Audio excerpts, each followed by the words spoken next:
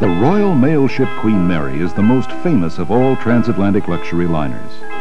From the time of her maiden voyage in 1936, the ship has held a unique place in history and in the hearts of the British and American people. She has become the symbol of an era, a magnificent relic of a style of travel that has all but vanished. The Queen Mary is now operated by Rather Port Properties Limited. She's one of the country's foremost tourist attractions, with a hotel and restaurants on board, and many exhibits relating to the ship's extraordinary history. Alongside her is the world's largest geodesic dome, which houses a companion attraction, the Spruce Goose, a famous flying boat built by Howard Hughes. The Queen Mary, once the premier liner of the North Atlantic service, has been permanently berthed here in the harbor of Long Beach, California since 1967. How did this famous British ship find her final home in a Pacific port? Her story actually begins over a century and a half ago. Samuel Cunard, a native of Nova Scotia, founded the British and North American Royal Mail Steam Packet Company in England in 1839. The following year, the tiny paddle-wheel steamship Britannia began the Cunard Line's transatlantic service. Charles Dickens, her most famous passenger, was greatly offended by the discomforts of the voyage and described the ship's dining saloon as a hearse with windows. But a parade of great Cunard liners followed in her wake, each faster and more splendid than the last. Among the grandest of them all was the Mauretania, which began service in 1907. For 22 years, she was the fastest passenger ship on the North Atlantic. She was enormously popular and a lovely vessel as well. Her speed record was beaten at last in 1929 by a brand new German liner on her maiden voyage. 5 years later, the magnificent Mauretania was retired and broken up for scrap.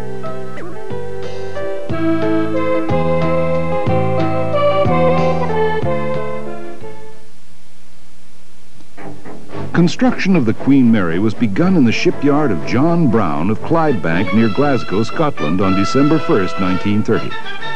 From the start, the ship was known only as Job Number 534.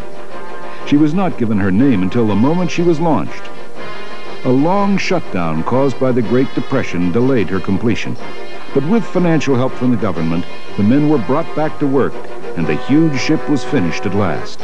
On September 26, 1934, a cold, rainy day, King George V and Queen Mary of England greeted the huge crowd that had come to see the launching of Job Number 534. It has been the nation's will that she should be completed, and today we can send her forth, no longer a number on the books, but a ship with a name. The time has come for Queen Mary to reveal the name of the new liner.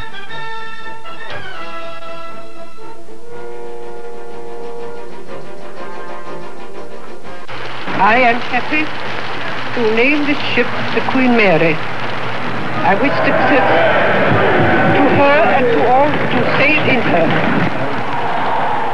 The Queen presses the button to start the ship down the ways.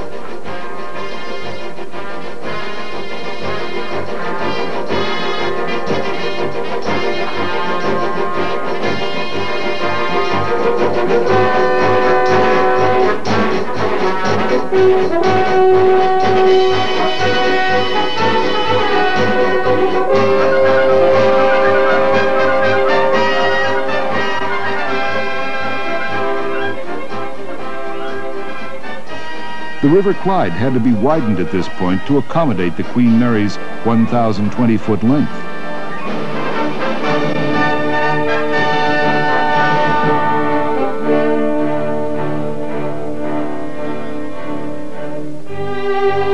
The vessel is now ready for fitting out, after which she will be an incredible 81,000 tons. The great ship left Southampton for New York on her maiden voyage in late afternoon of May 27, 1936. In service and luxury, she surpassed any liner that had ever put to sea before. Cunard and the British people had every reason to feel proud. There was an air of excitement throughout the ship, as if everyone on board knew that history was being made.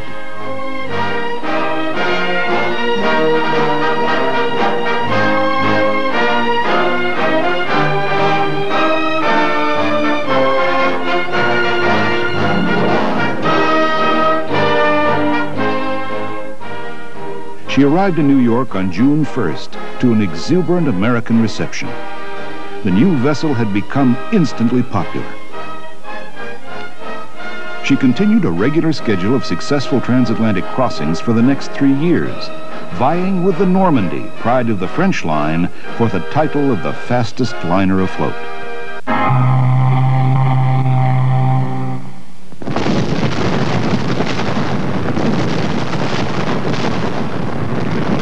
World War II broke out in Europe in September 1939.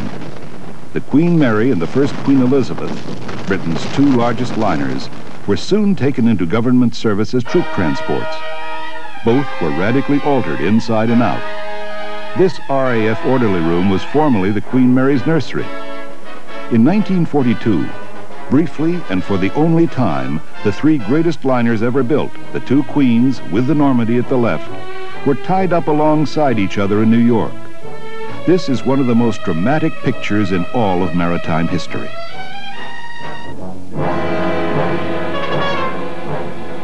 On October 2nd, 1942, the Queen Mary, with over 10,000 American troops on board, collided with the British cruiser Curaçao, one of her escorts.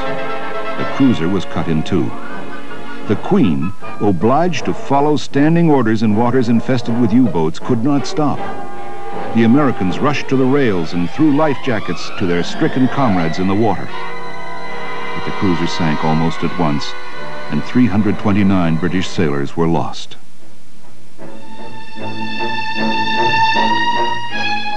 After that dreadful tragedy, the Queen Mary's severely damaged bow was repaired, and she returned to her troop-carrying duties. On one Atlantic crossing in 1943, she carried 16,683 people, which, as her log reported dramatically, was the greatest number of human beings ever embarked in one vessel.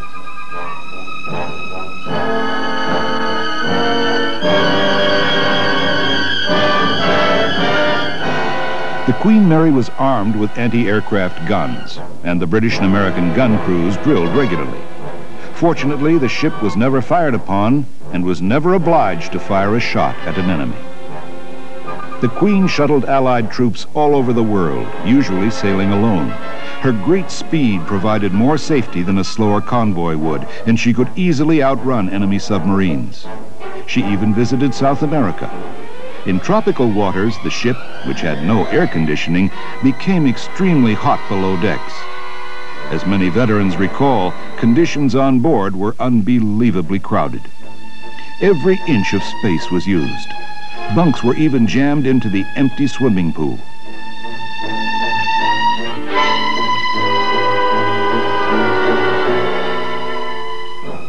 Prime Minister Winston Churchill made several wartime crossings in the ship, en route to conferences with President Franklin D. Roosevelt. On one of his trips, a North Atlantic gale slammed a monstrous wave broadside against the Queen. The great ship heeled over until her upper decks were awash. And then at long last, she slowly righted herself again.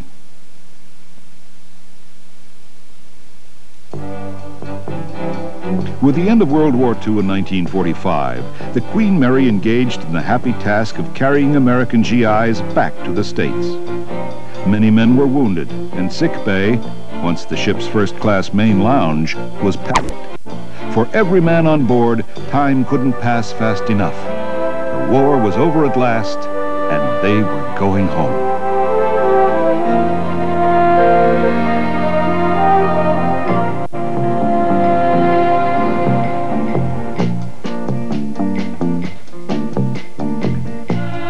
The Queen Mary's final military service was a series of voyages in 1946, bringing British war brides across the Atlantic to join their husbands in the United States and Canada.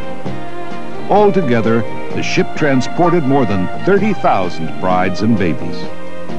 Perhaps on these trips, More than on any others in her whole career, the ship carried with her a greater cargo of happiness and eager anticipation.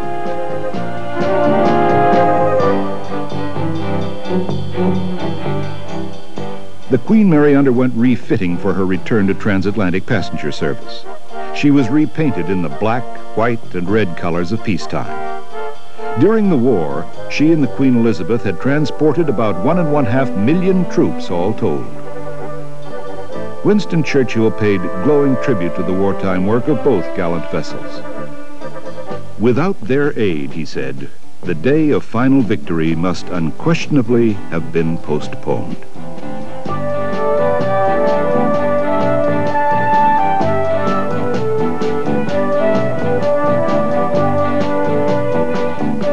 When she left Liverpool in the summer of 1947 on her first post-war commercial voyage, her suites and first-class staterooms were even more luxurious than before.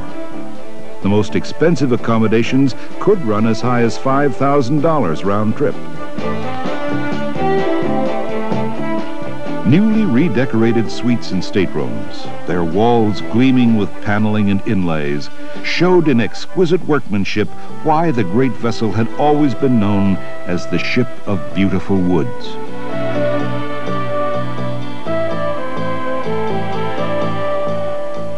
The bath provided not only hot and cold fresh water, but hot and cold salt water as well, and a warm saltwater soak was said to be very relaxing. But there were, of course, 3 classes of passengers, each with different accommodations and separate public rooms, and the 3 mixed only at Sunday services. For first-class passengers, the tone was quite formal, one dressed for dinner. Later in the evening, there would be dancing or a festive party, perhaps followed by a game of cards in one of the ship's lavish public rooms. The private accommodations of the captain's cabin were surprisingly Spartan, considering his position.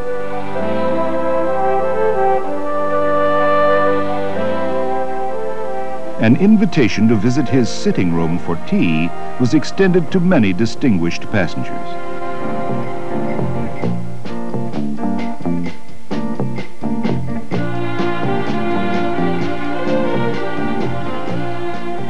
The Duke and Duchess of Windsor often sailed on the Queen Mary, as well as famous figures of the entertainment world on both sides of the Atlantic, including Gloria Swanson, Noel Coward, Fred Astaire, and Laurel and Hardy.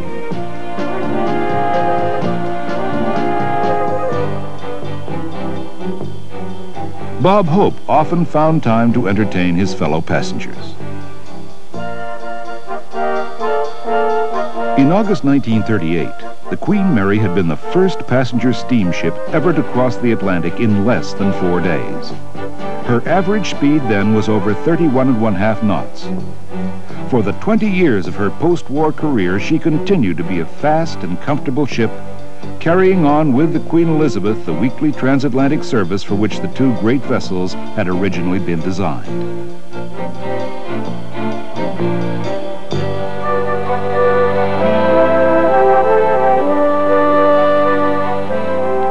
But the golden age of the great ocean liners was waning. By the 1960s, people who were in a hurry, and nearly everyone was, could fly between America and Europe in a matter of hours. Ocean travel was now too slow. Leisurely shipboard luxury fell out of favor, and the Times of London called the Queen Mary and her companions in the Atlantic service limping leviathans. Passenger revenues plummeted. The ship was losing £750,000 a year, and in May 1967, when she was 31 years old, she was taken out of service. The possibility grew that she might be scrapped. At very nearly the last minute, the city of Long Beach bought the vessel from Cunard. The Queen Mary would be moored at that California port to serve as a convention center and tourist attraction.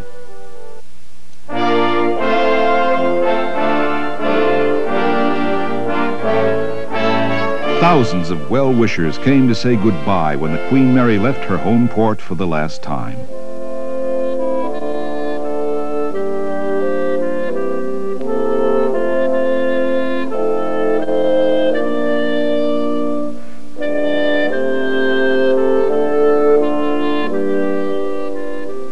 She was too big for the Panama Canal. On her final voyage of 40 days and more than 14,500 miles, she carried nearly 1,500 passengers through the storms of Cape Horn and around South America.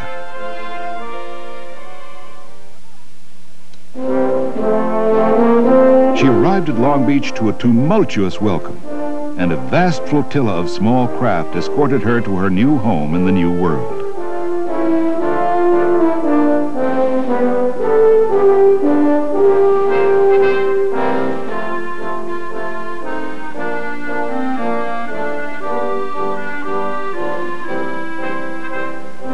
The liner was put into dry dock in the U.S. Naval Shipyard in Long Beach, the only dock in California large enough to accommodate her. Her bottom was cleaned and prepared for permanent berthing.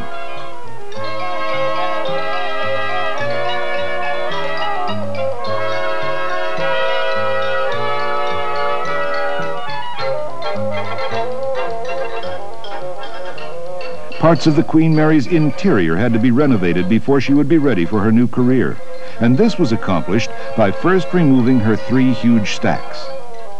The vessel would never again sail under her own power, and space was needed inside her for museum exhibits and convention facilities. Her boilers and 2 of her 4 power plants were taken out. When her new aluminum stacks were all in place, the time had come for the Queen Mary to be moved for the last time. Small boat owners and people from the news media flocked to Long Beach Harbor. The huge ship, guided carefully by a squadron of tugboats, moved slowly and majestically toward her permanent home at Pier J.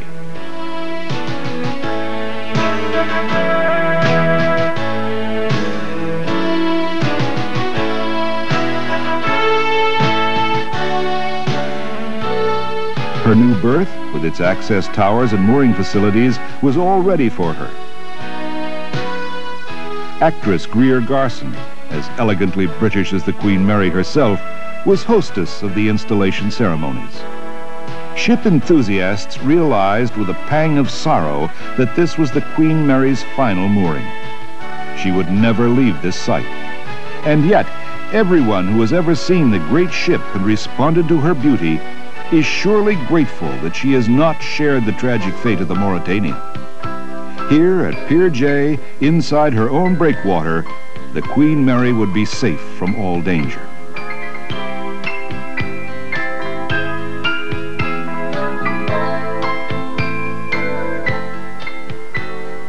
The vessel was later leased from the city of Long Beach by the Rather Corporation and is now operated not only as an attraction, but also as a first-class hotel.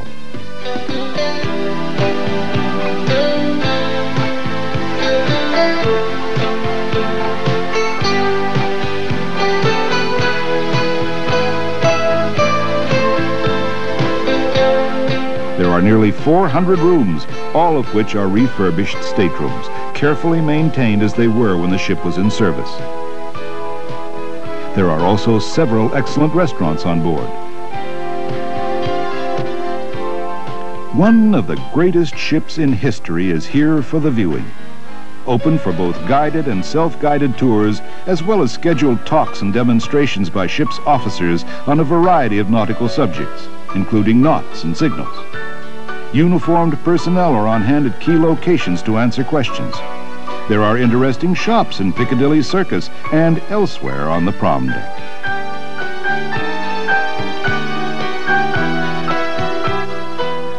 The coastal setting here at Long Beach is filled with variety and interest. And on clear days, there are some truly astonishing views.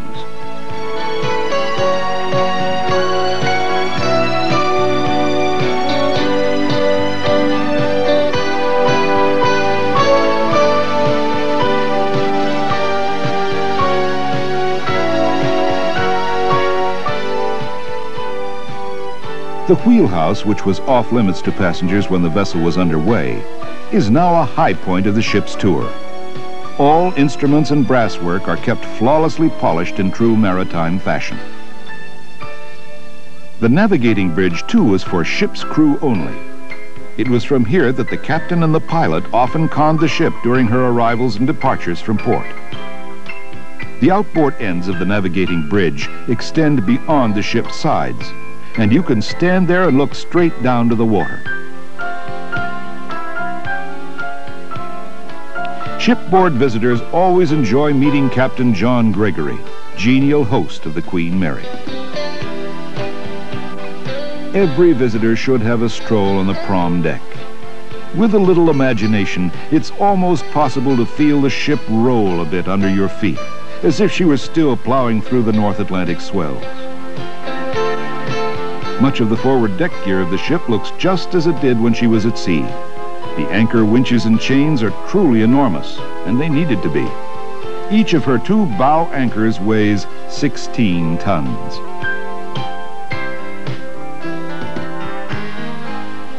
There are many reminders on board of the Queen Mary's illustrious wartime career. A 40mm anti-aircraft gun is set up aft on the sun deck near the veranda grill. It seems to have made a special hit with the youngsters.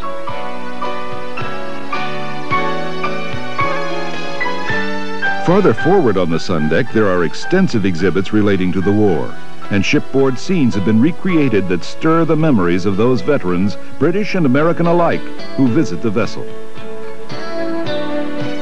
A number of the scenes are based on documentary photographs of the period.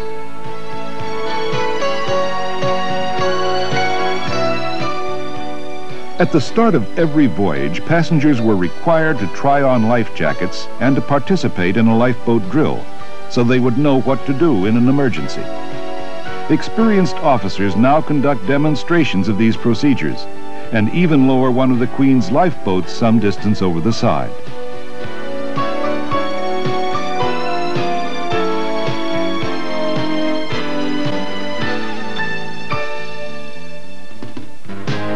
An ocean liner is actually a city at sea. Every eventuality had to be foreseen for the convenience, health, and safety of the passengers. There were beauty shops and barber shops, fully equipped and staffed.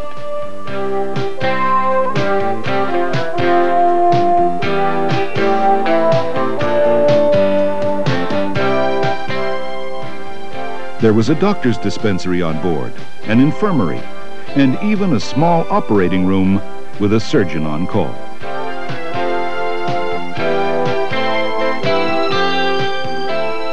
The Queen also boasted a number of luxuries one might not expect. This exhibit duplicates a corner of the gymnasium with original exercise equipment.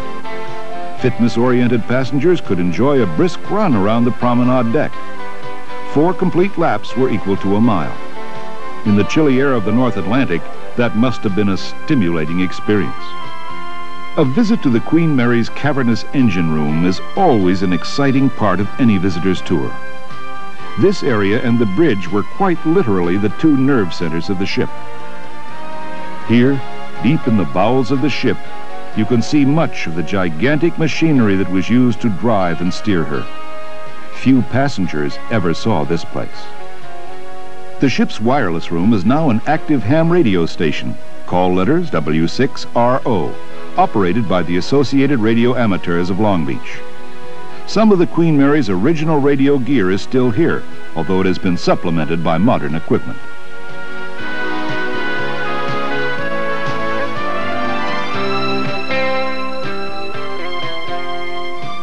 Paul Lincoln, master ship model maker and consultant in maritime history, works in his shop on board the Queen Mary. The model here is of the Triumph, a British 74-gun ship of the line launched in 1764. All parts are handcrafted by Paul himself.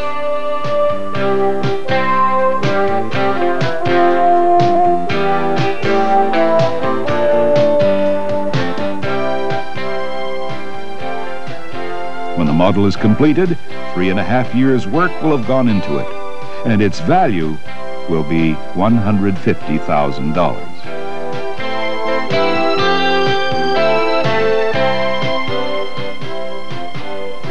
The Grand Salon, seen here as it was in the 30s, is the largest room on any passenger ship. This was the first-class dining room, and the evening meal here was always a gala event. The room still looks very much as it did then.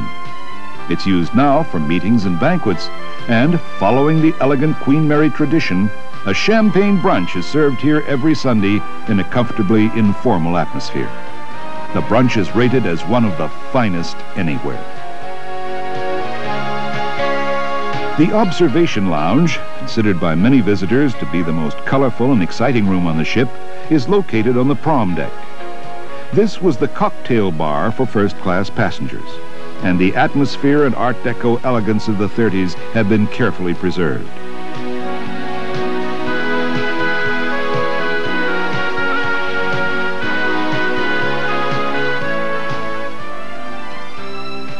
The lounge is open to the public, with dancing and musical entertainment in the evening. The Queen Mary's wedding chapel is frequently booked for weddings which are performed by Captain Gregory. Receptions afterward are often held in one of the original banquet rooms on board. On shore, adjacent to both the Queen Mary and the Spruce Goose, is London Town, where the buildings are charming reproductions of those in an old English village. There are all sorts of fascinating architectural details that photographers in particular will enjoy.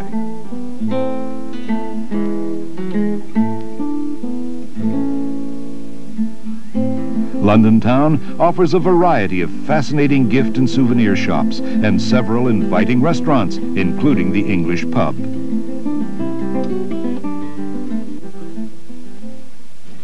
In the years of her North Atlantic service, the Queen Mary was a speedy and reliable link between two countries that share a common heritage.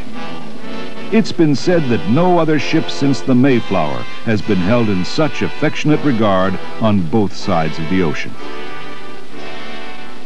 Born in Great Britain, now permanently docked in America, the gallant Queen Mary links us still.